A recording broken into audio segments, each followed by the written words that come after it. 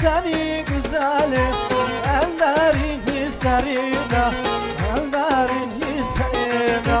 Bırakıp gittin beni insafsız kaderine, insafsız kaderine.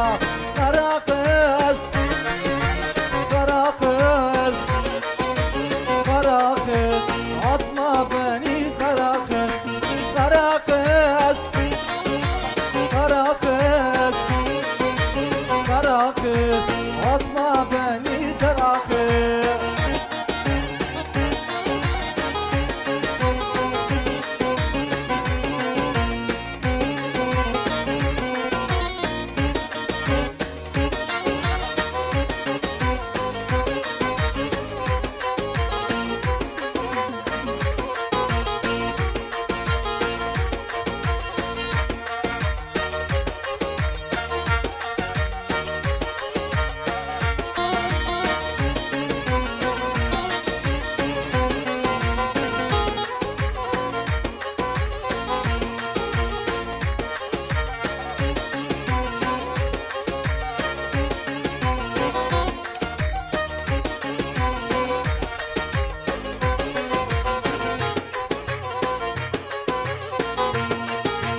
Madem dünyaya dar gidip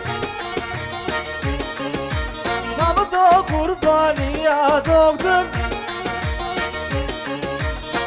hayat yolunda yorgundun, kapıda kurbaniye doğdun. Söyle yavrum niye doğdun? Bayram gelir payın yoktur, haftan gelir ayın yoktur.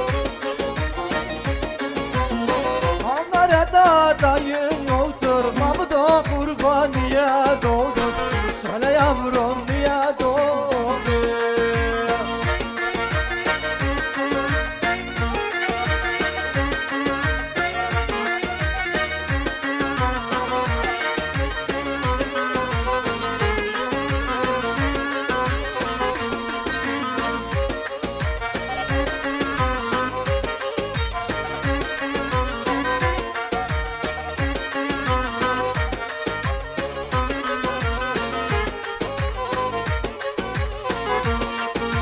Masum Salih